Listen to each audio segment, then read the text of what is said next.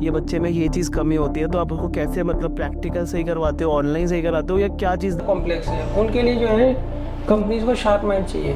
तो उनको पता रहे भीड़ में क्या होता है, बच्चा खो ऐसे G3 को नुकसान नहीं होता, तो वो वो कीप कर रखा है इसे। एक तो स्कूल की जो स्टडी होती है इसको काफ़ी सीरियसली ले कि भाई वहाँ पे जो टीचर होगा समझा रहे हैं।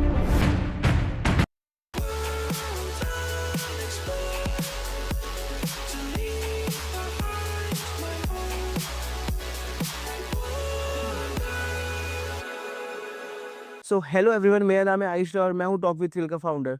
तो स्वागत है आपका एक अलग पॉडकास्ट में, एक दूसरे पॉडकास्ट में, जिसमें आज हम बात करने वाले हैं एक ऐसे सब्जेक्ट के ऊपर जो हमारे देश के लिए बहुत ही ज़्यादा इंपॉर्टेंट है। तो सबसे पहले तो मैं G3 क्लासेस का बहुत बहुत स्वागत करूंगा। डॉक्टर वशिष्ठ जो उनके ओनर है, और अपने स्पोक्स पर्सन को भेजा है गुरदीप सर, जो आज हमें बताएंगे कि कोविड के बाद बच्चों की पढ़ाई में क्या क्या चेंज आया है, कैसे पैटर्न्स बदले हैं, कैसे क्या हुआ है। तो welcome Gurdeep sir in our show. कैसे हैं आप सर? बढ़िया सर कैसा लगा स्टूडियो में आके, कैसा लगा? एंड सर मेरा पहला सवाल आपसे, बहुत ही इम्पोर्टेंट सवाल आपसे पहला ये है कि कोविड काल के बाद बच्चों की पढ़ाई में क्या क्या चेंजेस आए हैं? आफ्टर कोविड हुआ क्या है कि बच्चे ना सुन रहे हैं जो हम पढ़ाते हैं, उसको लर्न भी कर रहे हैं। वो डिटेल प्रैक्टिस बिल्कुल नहीं कर रहे हैं, नए कॉन्सेप्ट को क्लियर कर रहे हैं। तो हमारा जो G3 क्लासेस में फोकस होता है बेसिकली वो रिटर्न वर्क पे ज़्यादा होता है कि बच्चा जो भी पढ़े उसको कॉन्सेप्ट थॉरली समझे, ना कि लर्न करे। और लर्निंग थोड़ी बहुत तो इम्पोर्टेंट होती है, मगर आजकल क्या होता है बच्चे जैसे मोबाइल पर ऑनलाइन क्लासेस होती हैं तो सिर्फ सुन रहे हैं, वो लिखने से हिचक रहे हैं। तो हमें उनको लिख कर प्रैक्टिस ज़्यादा करवानी है। अच्छा, तो जैसा कि आपने बताया अभी कि कोविड काल में लिखने में प्रैक्टिस ज़्यादा करानी है, तो क्या आप लोग भी ऐसे ही करते हो अपनी क्लासेस में? हाँ, हमारे ग्रुप में क्लासेस होती है। मान लीजिए हमने कोई लेक्चर बच्चों को दिया तो उसके साथ हम क्या करते हैं, एक ऑनलाइन टेस्ट अपलोड कर देते हैं 20 क्वेश्चंस का। बच्चों को घर जाके करते हैं, प्लस उसको एक रूपरेखा शीट देते हैं जिसमें उसको 5 MCQ होते हैं, 5 शॉर्ट आंसर्स होते हैं, 5 लॉन्ग आंसर्स होते हैं हर केस के बाद, वो कर लाने होते हैं। तो मिडिल क्लास में जब बच्चा आएगा तो हम उसको इवेल्यूएट करने के लिए एक सेपरेट टीचर्स होता है, वो क्लास पूरी होने से पहले ही बता देते हैं कि उस बच्चे को यहाँ यहाँ प्रॉब्लम आ रही है। तो नेक्स्ट क्लास में हम उसको क्लियर करते ही घर भेजते हैं। अच्छा, तो अभी G3 क्लासेस क्या ऑफर कर रहा है बच्चों को, जिससे बहुत सारे बच्चे आपके पास हैं? सब्जेक्ट्स तो और है लगभग सारे ही हैं, बेसिकली और फिजिक्स, केमिस्ट्री, मैथ्स, 9 to 12। तो ऐसा क्या है G3 क्लासेस में जो सारे बच्चे आपकी तरफ अट्रैक्ट होते हैं, जो ज़्यादा से ज़्यादा बच्चे आते हैं आपके पास? हमारे जो है बैचेस बहुत छोटे होते हैं। अच्छा, एंड 15 के इतने कम? तो आप जानबूझ के ऐसा करते हैं क्योंकि लोग तो ऐसे भर देते हैं क्लासेस को? नहीं, क्लासेस तो बड़े हो सकते हैं, और हम्म। उसमें दिक्कत क्या होती है कि बच्चों को ना कॉन्सेप्ट क्लियर नहीं होता। अच्छा। अब यही पुरानी होने वाली पढ़ाई चली गई है कि आपने कुछ चीज़ें बच्चे एक बैच में रख लिए हैं कि कोरोना से पहले क्योंकि बच्चा प्रैक्टिस बहुत करता था। इवन हमारे वक्त में क्या होता था, हम एक क्वेश्चन को 5-5 6 बार करते थे। हाँ हाँ। अब ऑनलाइन के चक्कर में वो क्या है कि बच्चे सिर्फ सुनना का आदी हो गया है, और धीरे धीरे बोलेंगे तो लर्न कर लेगा।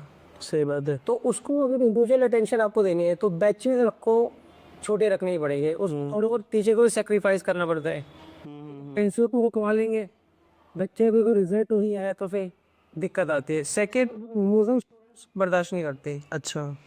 कि भाई 15 बच्चों का बैच है, उस बच्चों को मूवीज कर रहा है या होमवर्क नहीं कर रहा है, तो उसको समझाते वक्त साथी को है एक आधी क्लास, नहीं तो उसको अलग ही कर देते हैं। अच्छा। क्योंकि जो बच्चा आ रहा है ना वो काफ़ी फेज से आ रहा है, और हमारे से पेड़ मतलब 10 साल हुए हैं लगभग, तो फेज पे ही चल रहे हैं। क्योंकि जिनके तो वहाँ पढ़ गए उनके बच्चे आ रहे हैं हमारे पास, किसी किसी का बड़ा भाई पढ़ के गया तो छोटा भाई आ रहा है, तो फेथ पर आ रहे हैं। वही नॉइजी बच्चों को बेयर करने नहीं आ रहे हैं, तो जैसा इसलिए हमारा कंट्रोल काफ़ी है। तो जैसा कि आपने बताया कि आप 1996 से पढ़ा रहे हो, तो आप करीब, फिर में स्टार्ट कर दी थी। तो आप जैसे भी इतना एक्सपीरियंस लेके बच्चों को पढ़ाते हो, कोई एक बच्चों में कोई एक फीडबैक जो आपको लगता हो कि हाँ ये बच्चे में ये चीज़ कमी होती है, तो आप उसको कैसे मतलब प्रैक्टिकल सही करवाते हो, ऑनलाइन सही कराते हो, या क्या चीज़ देते हो जिससे बच्चे की वो चीज़ सही हो जाए? तो कोई बेसिक यही रहता है कि उनको लेक्चर दीजिए, और बच्चों को ना कुछ कुछ करने के लिए जरूर दीजिए। अच्छा। ऑनलाइन भी दीजिए, ऑफलाइन भी दीजिए, क्योंकि वो MCQ आप जो है ना 20 अगर आप बच्चों को लिखने के लिए देंगे तो अटेम्प्ट करने में थोड़ा हिचकेगा। ऑनलाइन दे दीजिए, फटाफट करेगा, फटाफट चेक भी हो जाता है, उसे MV चेक करने की जरूरत नहीं है। अच्छा, और जो वो फिर शीट करेगा, ऑनलाइन टेस्ट करेगा, उस पे आपको क्या करना है, एक स्टोर से पहले उसको जज करना है, इसको ये पोर्शन समझ आया, ये पोर्शन नहीं समझ आया है। ठीक है। जो सब पोर्शन को नहीं समझ आया उसको जल्दी से जल्दी क्लियर करना है, नहीं तो हो गया उसकी पूरी धीरे धीरे पाइल ऑन होती रहेगी, फिर उसके टेस्ट पे रिफ्लेक्ट होंगे। सही बात है। और टेस्ट अगर बच्चे का अच्छा नहीं होता तो कॉन्फिडेंस अपने भी डाउन होता है, और सब ये कॉन्फिडेंस की बात है। बच्चे को अच्छा समझ आ रहा है, उसको कौन गाइडेंस मिल रही है, कौन उसकी केयर की जा रही है कि बट अभी समझ नहीं आ रहा तो आप समझ लो, तो बच्चा क्या होता है अपने आप से ही पढ़ता है। तो वो पॉजिटिव होता है, एक बच्चा पॉजिटिव होगा तो दो तीन को ही पॉजिटिव करेगा, अगर एक भी वहाँ पे नेगेटिव आ गया तो दूसरों को भी नेगेटिव करता है। तो कोई ऐसी स्टोरी G3 क्लासेस के बारे में आपके दिमाग में हो जो बहुत अच्छा लगता हो आपको? नहीं, ऐसे तो बहुत सारी स्टोरी है। अभी एक हमारा स्टूडेंट है बाहर, वो 9th में जब आया था फर्स्ट टाइम में, उसके बहुत सूफी कम थे, पर उसको बिल्कुल कॉन्फिडेंस था होने में कि आप सब कराएंगे तो वही आएगा। मगर ये बच्चे ने काफ़ी मेहनत की है, अब उसके 99 तो साइंस में है। वो उसने बिल्कुल नहीं सोचा था कि 99 आ जाएगा। हाँ। 9th के फर्स्ट टाइम में वो लगभग मतलब पासिंग मार्क्स ही थे उसके, और मैथ्स में उसका 90 हो रहे हैं। तो ऐसे काफ़ी बच्चे हैं, मगर इसका जो इम्प्रूवमेंट है ना काफ़ी ज़्यादा है, कि वे एक बच्चे स्ट्रगल कर रहा है पास करने को, वही प्रॉपर टॉपर बन रहा है। मतलब टॉप फ्रीक में था वो लास्ट ईयर हमारे यहाँ पर, तो उसको ग्रोथ जो इंक्रीज हुआ है ना, तो ऐसे बहुत कम बच्चे होते हैं। तो अभी G3 का मिशन क्या है, मतलब कहाँ तक पहुँचना है उसे? बस बच्चों का रिजल्ट बढ़िया है, बाकी अब हम नेक्स्ट ईयर से स्टार्ट कर रहे हैं 6 क्लास से ऑनवर्ड्स के बच्चों को IIT JEE के लिए प्रिपेयर करें। ओके। तो उसमें हम ये चाह रहे हैं कि बच्चे जो हैं स्कूल के बाद हमारे पास आ जाए रेस्ट कर। अच्छा। तो उसको 3 से 4 घंटे की क्लास देंगे, उसमें होमवर्क भी करवा देंगे, क्योंकि ये प्राइवेट के स्कूल में तो आपको चैप्टर 6 हमें जरूर करवाना है, ताकि वो क्लास में जाके टीचर को कोई क्वेरी रेज करता है तो आराम से जवाब दे जवाब दे सके। उसमें क्या होगा, कॉन्फिडेंस का बिल्डअप होगा, कॉन्फिडेंस बिल्डअप होगा तो बच्चा खुद ही पढ़ लेता है। करेक्ट। एक बार अगर पढ़ने की आदत डाल दी बच्चे को, तो फिर मुझे लगता है टीचर की भी जरूरत नहीं होती। क्योंकि हमारे वक्त में क्या होता था कि बच्चे क्या करते थे, ट्यूशन बहुत कम जाते थे।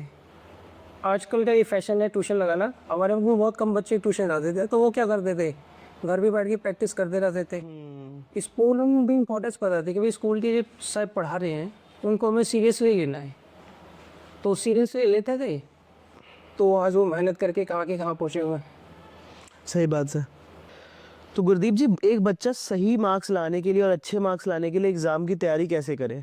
देखिए, एग्जाम की तैयारी तो जब स्टार्ट हो जाती है जब वो किसी क्लास में प्रमोट होता है, वहीं से उसको पढ़ना चालू कर देना चाहिए। जानना मतलब हर सब्जेक्ट को 1 घंटा तो पढ़े भी नहीं हो, उसमें ये नहीं कि होमवर्क कर रहा है 1 घंटे तक। हाँ, चलो होमवर्क अगर कर रहा है तो वो टीप करवा करेंगे इसे। एक तो स्कूल की जो स्टडी होती है इसको काफ़ी सीरियसली ले, कि भाई वहाँ पर जो टीचर को समझा रहे हैं उसकी इम्पोर्टेंस बहुत ज़्यादा है।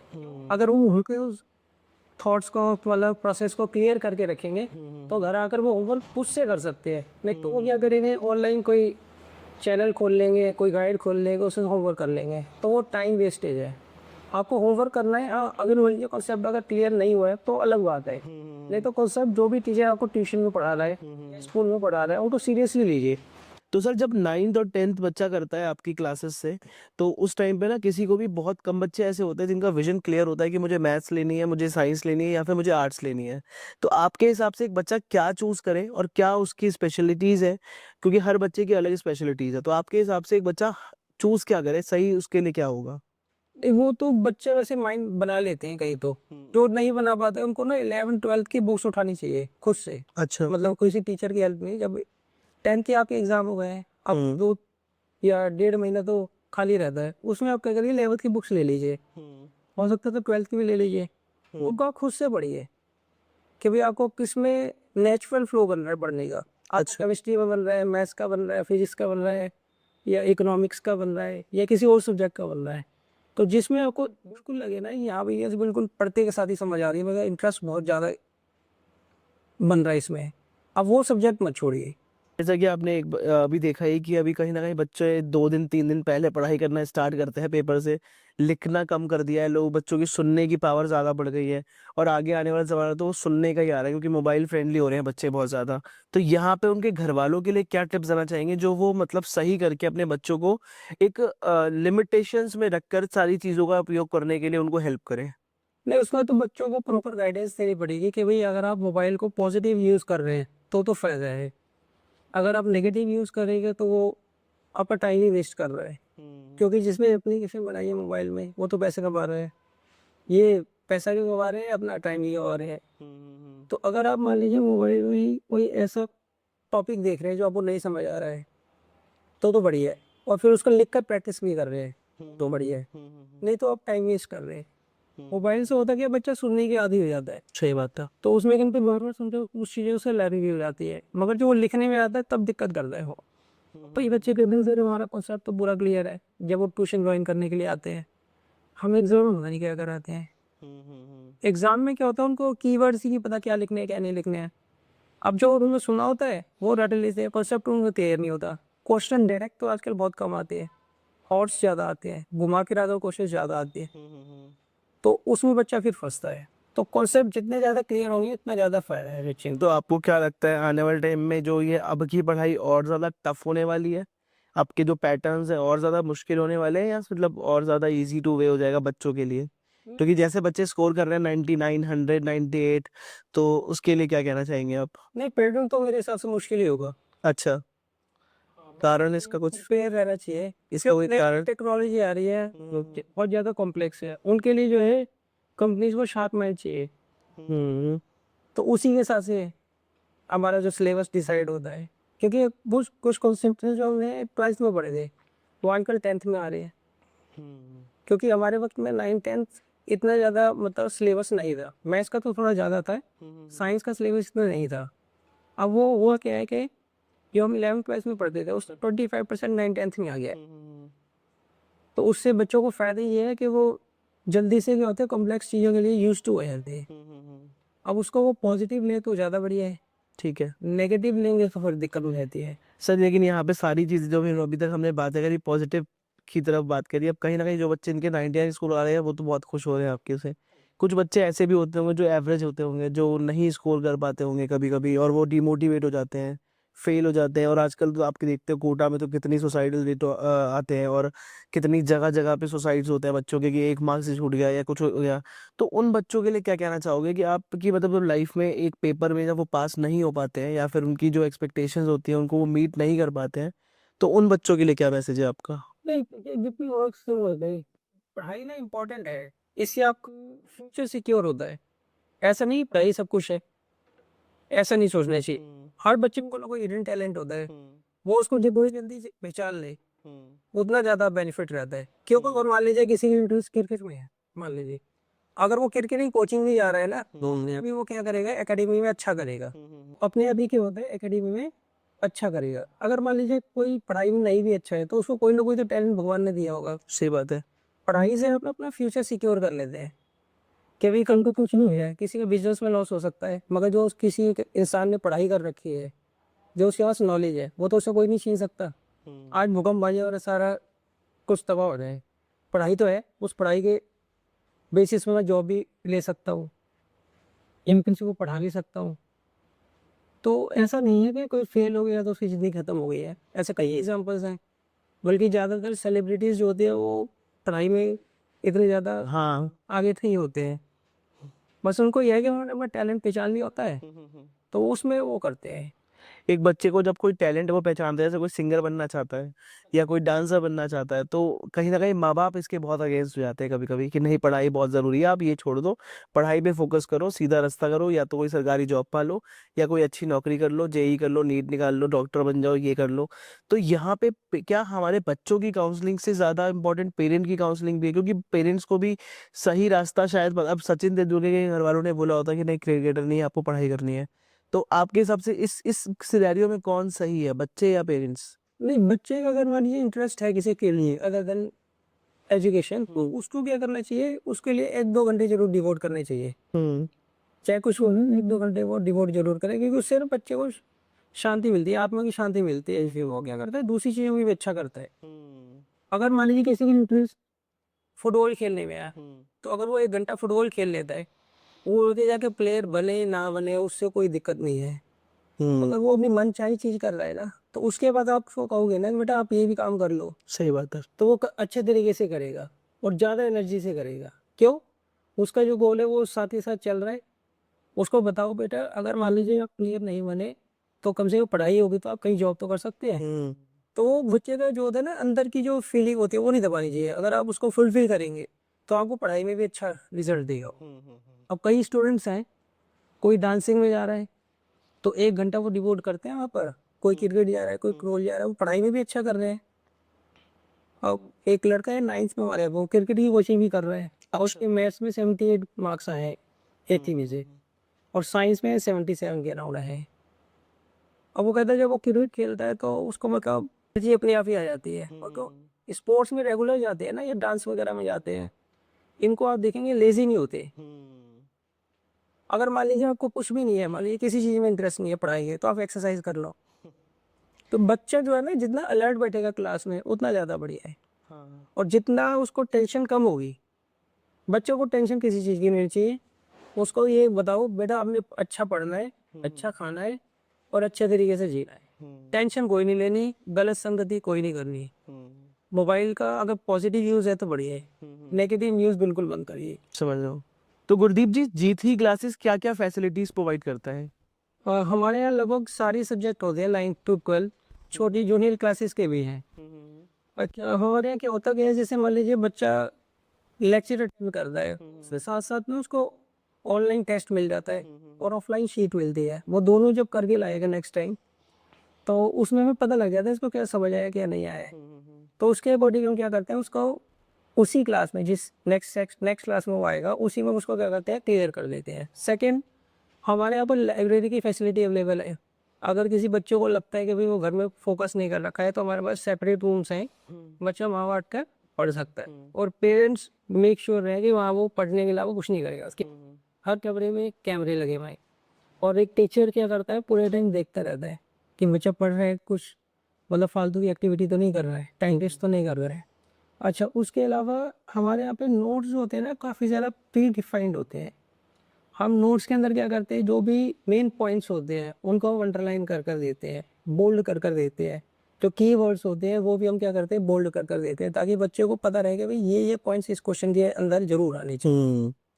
अच्छा, और हमारे यहाँ पे करिकुलम हमने थोड़ा एआई से डिज़ाइन करा हुआ है। उसमें क्या होता है, ये पता लगता रहता है टेस्ट के ऑनलाइन और ऑफलाइन के से कि बच्चे को कौन सा कॉन्सेप्ट ज़्यादा क्लियर है, कौन सा कम क्लियर है। तो जो सा ज़्यादा क्लियर होता है उसको हम रेगुलर प्रैक्टिस देते हैं, जो सा उसको कम क्लियर होता है, नहीं आता है, उसकी प्रैक्टिस हम ज़्यादा कराते हैं। उसके फिर हम एक्स्ट्रा क्लास भी प्रोवाइड करते हैं। और बैचेज का साइज हमारा बहुत छोटा है, मैक्सिमम 15 स्टूडेंट्स, ताकि टीचर को पता रहे।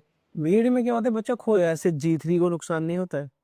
नहीं, नुकसान देखिए 23 साल से चल रहे हैं, तो जिनके माँ बाप पढ़ के गए हैं, जिनके मतलब भाई बहन पढ़ के गए हैं, उनको ही तो जवाब देना है ना हमें कि सर हमारे द्वारा बड़ा अच्छा पढ़ाया इनने। सही बात है। अब तो जरूरत भी ज़्यादा है, क्योंकि कोरोना के वक्त में क्या होता है, पढ़ने की कैपेसिटी ना बच्चों की कम हो गई। कम हो गई है, देखने के की ज़्यादा है, सुनने की ज़्यादा है, लर्न करने की ज़्यादा है, रिटर्न और कॉन्सेप्ट क्लियर है उनकी ना के बराबर ही है। तो वो हमें क्या करना पड़ता है, एक तरीके से फोर्सफुली करवाना पड़ता है, या इस तरीके से माहौल बना दो कि बच्चा उसे करे। जब हम हर क्लास के बाद उसको शीट दे के, हम लिखने के लिए शीट भी खुद देते हैं कि बच्चा कहीं से पेजेस फाड़ के नहीं ले, कहीं कुछ पुराने कर रखे हो क्वेश्चंस, वहीं से एडजस्ट कर दे और टीचर को पता लगे। हम शीट भी खुद देते हैं कि भाई आपको इसी में लिख के लाना है, उसी में क्वेश्चन लिख कर दिया। तो बच्चा जब अगली बार आएगा तो हम उसको प्रॉपरली चेक करवाते हैं। उसके लिए हमने सेपरेट टीचर रखा हुआ है, कि भाई जो पढ़ा रहे हैं उसके अलावा इस चेकिंग वाला दूसरा हो, तो वो मिलाकर डिसाइड करेंगे भाई यहाँ भी के यहाँ वो। ताकि और ज़्यादा अच्छे से काम हो सके। तो गुरदीप जी, आखिर में हमारे सभी पेरेंट्स या बच्चों के लिए कोई एक मैसेज देना अगर आप चाहो तो? मैसेज तो एक ही है कि बच्चों को रेगुलर स्टडी करनी है, रोजाना 1 घंटा हर सब्जेक्ट को देना है, नहीं तो मिनिमम आधा घंटा तो देना ही है। और संडे को जितना भी होता है ना, पूरे वीक में बच्चे ने स्कूल में करा होता है, ट्यूशंस में करा होता है, उसको रिवाइज जरूर कर ले।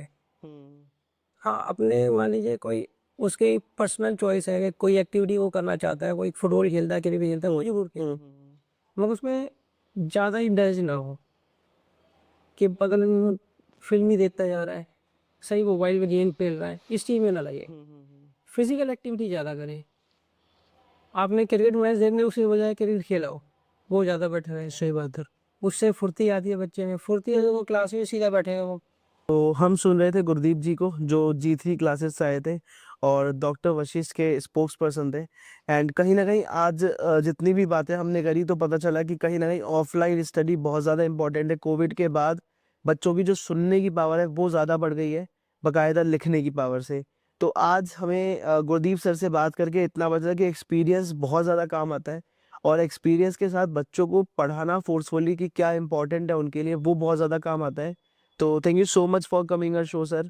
एंड जितने भी लोग हमारे इस वीडियो को यहाँ तक सुनते हुए आ गए, जितने भी बच्चे इस वीडियो को यहाँ तक सुनते हुए आ गए हैं, तो आप सभी लोगों से एक इतनी सी रिक्वेस्ट है कि आप जो भी आपके मन में सवाल होगा गुरदीप सर के लिए, डॉक्टर वशिष्ठ के लिए, जीतनी के लिए, तो आप कमेंट कर सकते हैं।